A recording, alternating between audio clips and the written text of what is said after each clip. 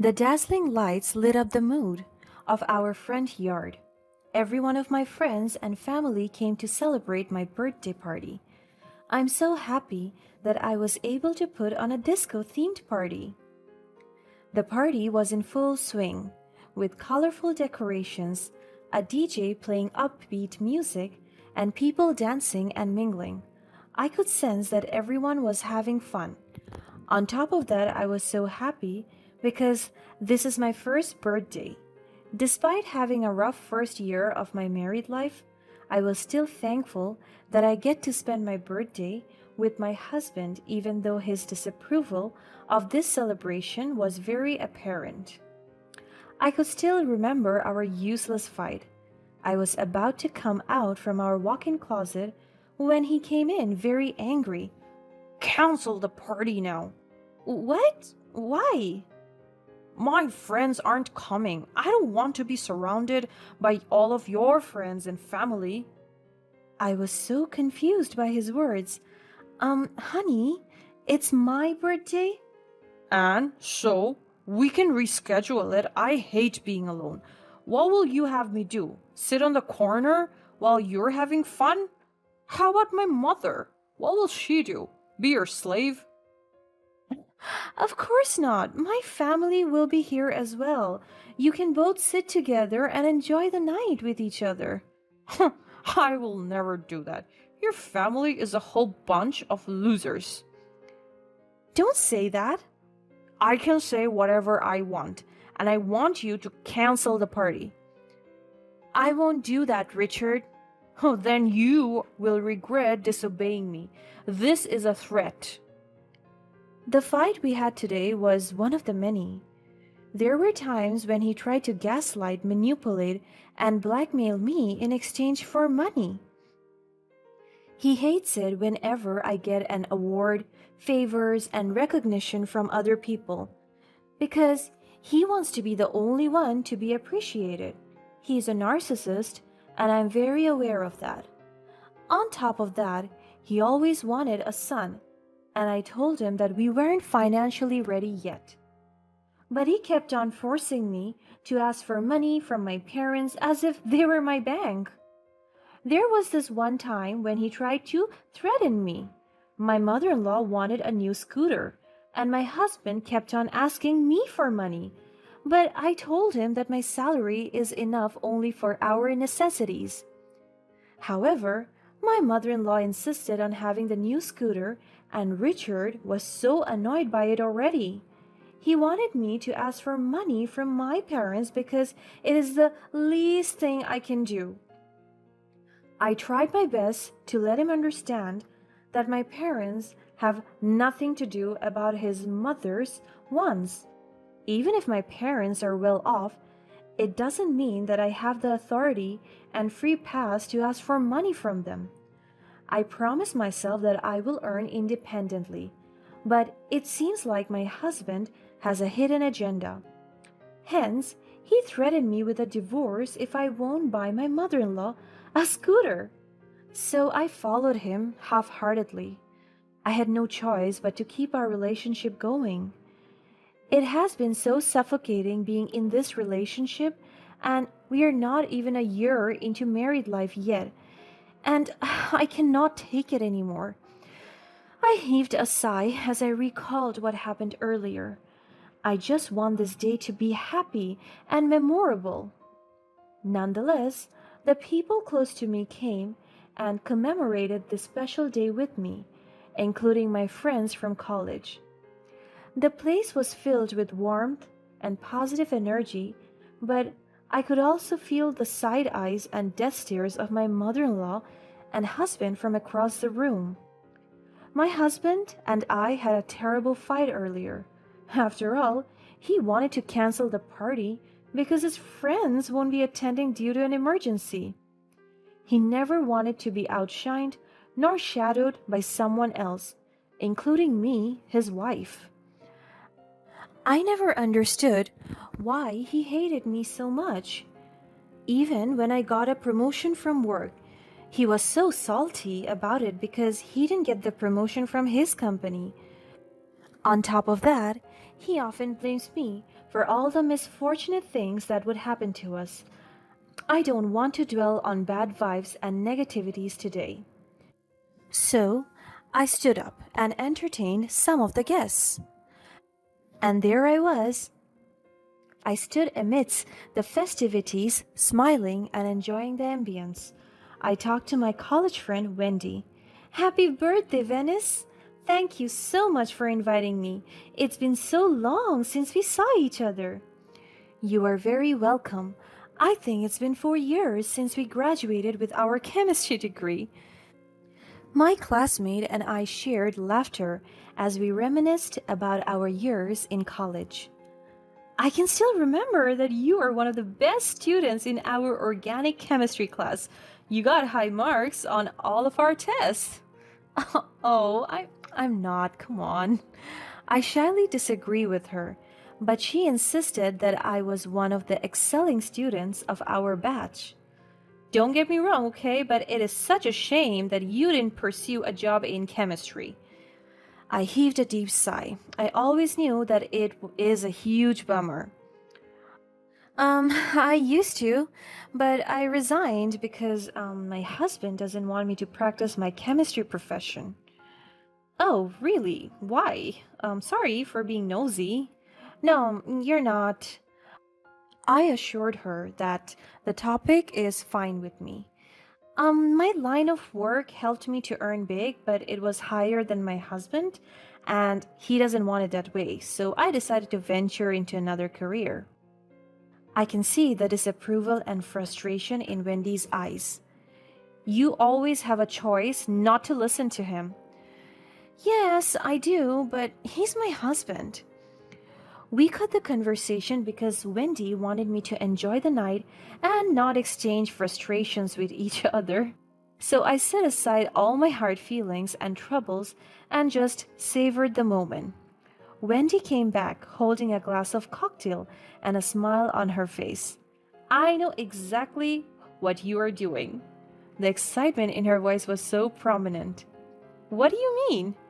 She pointed to the glass of cocktail after sipping from it. This distinct taste. This is the chemical from your thesis that could control the kick of the liquid and prevent someone from getting drunk fast. Also, it fights any substance added to it. I smiled at her. She remembers it very well. And she is right. I added the chemical that I worked on during my undergraduate thesis and incorporated it into the drinks. The safety and leisure of everyone at my birthday party is my topmost priority. I want them to drink moderately. I'm so happy that you remembered it. Of course I do. You received awards from that study. I told you, you are the best student in our batch. As she said those words, my love for chemistry started to come back. I enjoyed my work as a chemist at a food company. But my husband forced me to resign after I got promoted because he was so insecure about me having a higher salary grade than him. As I was entertaining more guests, I spotted my mother-in-law Helen sneaking near the bar counter, and my husband was right behind her. What are they doing? They didn't notice me staring at them. I saw them pour something into one of the drinks, but I decided to play it cool and not confront her. As I was to come near them, my mother-in-law approached me with a smile, a fake one. She hates me as well, and she never fails to remind me about that every day. Happy birthday, dear! I got a special drink for you. She said it in a very cheerful tone. I accepted the drink while maintaining my composure, although I am suspicious of the drink she handed me. Thank you, Helen. You didn't have to. I knew they put something in there because I saw them doing it with my own eyes. But still, I took the sip and noticed a bitter taste. I immediately realized what substance they put on it. A drug. Good thing I was able to counter it through the chemical that I added to the drinks. So, they plotted to drug me on my birthday? I couldn't fathom that their hatred towards me could go to lengths, to the point that they want me to be drugged and worse, dead. Since I knew what they had put into this drink, I kept my reaction hidden and pretended to be affected by the drug. I acted like my body was slowly slumping. I don't feel so good. I saw my mother-in-law flash a smirk, as well as my husband. Both of them are monsters. Some party guests rushed to my aid and displayed their utmost concern about my situation. They helped me maintain my balance and placed me on a nearby couch. Venice, are you okay? What's happening? I faked my drowsiness. Wendy assisted me and I whispered to her, I think I've been drugged. Call an ambulance. Wendy panicked and instructed someone to call an ambulance for a rescue, while some of the guests scrambled to assist me. Meanwhile, Helen and Richard just watched the commotion they plotted with smug expressions from a distance. They are so cruel. I continued to fake my drowsiness. I couldn't wait to lay out my revenge against them. My friend, who is a medical doctor, was trying to contact an ambulance, and my husband approached him. There is no need to call an ambulance. I will take care of my wife. He carried me inside our house. My mother-in-law was instructing the party staff to stop everything, and she even told the guests that the party was over. When my husband finally brought me inside, he placed me on our couch. My mother tagged along and I overheard their conversation. Oh, finally, that horrible party is over. I grew sick of all those people. I was just controlling myself to not throw all the food because I was so annoyed the whole time. Shh, calm down. What should we do with her? I don't know. Is she dead? How I wish. Why did you even ask me to marry her? Because she's rich. I told you. Her father is a prominent figure in biotechnology. We can have lots of money from her, but I was wrong. She is useless. I told you that I can't stand being outshined. Look at her. She's richer than me and I cannot afford to be second to her. We can't do anything about that. She's your wife now, so go, get all her cards and withdraw her money. Come morning, she won't remember anything. Are you sure that the drug was effective, Mom? Of course. Look at her. She was knocked out. It means it worked. My husband immediately reached out for my pocket, but I was not bringing any wallet, so he went to our room and collected all the valuable things in my bag. My heart was beating so fast.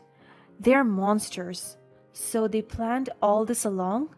They were only after my money, and since I don't rely on my parents' wealth, they weren't able to get money from me. That is why they are giving me harsh and cruel treatment. They will pay for this.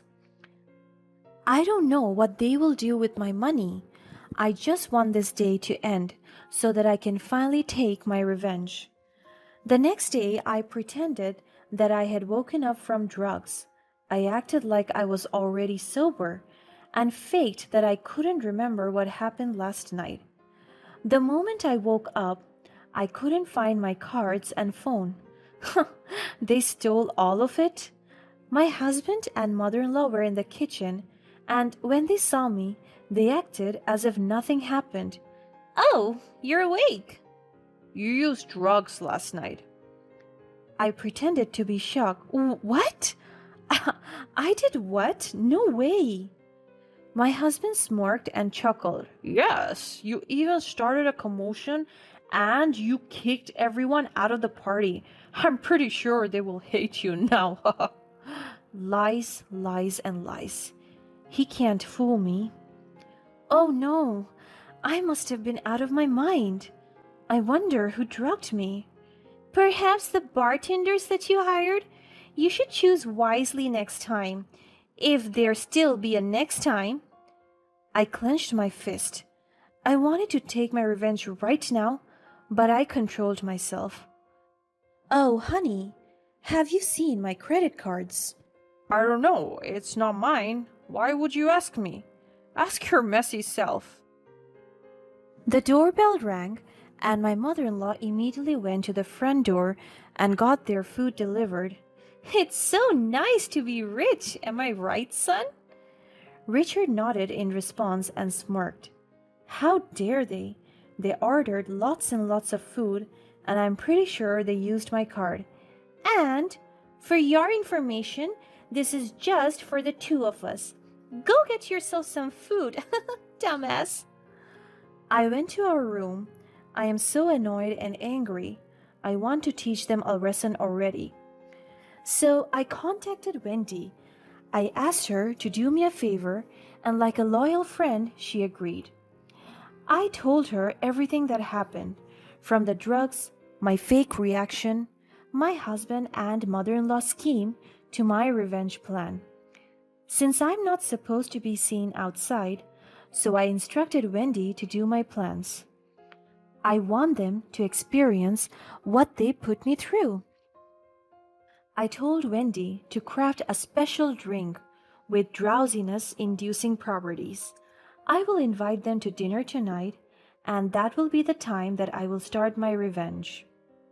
I want them to know the taste of their own medicine. I instructed Wendy about the formula and the compounds to be used. And as a chemist, she got it right away. I asked her to deliver it to my house before dinner so that I can perform my revenge. I went to the living area and I saw my husband and mother-in-law lavishing the desserts that they ordered out of my own money while watching the TV.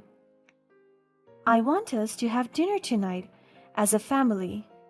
My mother-in-law just rolled her eyes and completely ignored what I said. Whatever you say. Those were the only things that my husband said. I swear, they will be put into their places after this night. As soon as the delivery guy came, I took the drink and went immediately to the kitchen. They were not able to notice me because they were so preoccupied. I prepared the food and everything that would make this dinner a memorable one for them. I carefully poured down the liquid into 2 glasses. Now, my revenge will be served. I called them and they sat with me at the dinner table. I couldn't wait to see them face the consequences of their actions. They sat there at the table feeling bored and unaware of what awaited them. What is all this about? I flashed a wide fake smile to my husband. We have some unfinished business to discuss. My husband and mother-in-law exchanged uncertain glances but maintained their attitude, but it cannot be denied that their uneasiness was very visible. I picked up a glass, the one with the chemical. I want you both to try this new juice I have prepared. It's my special recipe. My mother-in-law eyed the glass suspiciously, but my husband seemed oblivious and took a sip without hesitation. This is quite good. I'm surprised that you are good at something. He laughed mockingly, and my mother-in-law joined him with it. My mother-in-law hesitated for a moment, but eventually took a sip as well. I grinned at them. Enjoying it, are you? As the seconds passed, my husband and mother-in-law's expression gradually changed. Fatigue crept into their features, and their eyelids became heavy. And I could tell that my husband was feeling drowsy. What's happening? I feel so tired. My mother-in-law struggled to stay awake, while her head was swaying. Why, what did you do? Just a little taste of your own medicine. You tried to drug me, steal my money. Well, now you know how it feels. My husband and mother in law were unable to fight the effects of the drink. They collapsed on the table unconscious. I called Wendy, my doctor's friend, and the police station. When they wake up, they will be completely shocked. My doctor friend checked up on them and made sure that the substance won't cause harm to them. We brought them to the police station unconscious. I handed them my license as a registered chemist as I approached a police officer at the front desk. I assured them that the method I used was safe. On top of that, I told them about my main point. These two individuals tried to drug me and stole my money. I want to press charges. The police officer looked surprised but quickly took charge, calling for assistance. We'll take care of it, ma'am. Thank you for bringing them in. I watched Richard and Helen being taken into custody. Their actions were catching up with them. As soon as my husband and mother-in-law slowly regained consciousness, they found themselves in separate holding cells and their heads were pounding due to the after effects of the substance. And I was there waiting for them to wake up. What happened? He said in a very disoriented tone. I don't know. I don't know. The police officer and I approached the cells. I kept a stern expression. Their eyes went wide as they saw me. You two are in a lot of trouble. You have been arrested for drugging and theft. My husband and mother-in-law exchanged worried glances. As they finally realized the severity of their actions, Richard went on his knees and started to ask for forgiveness behind bars. Honey, please forgive me. And his mother followed him. Venice, I am so sorry. I didn't mean that. I promise I will change. This is an opportunity for both of you to contemplate your wrongdoings. You attempted to hurt me, and good thing I was quick enough to realize what you were doing. The two of you deserve to learn your lessons. As I said those words, I told the police officer that I will pursue my case against them. I filed the criminal charges and a divorce.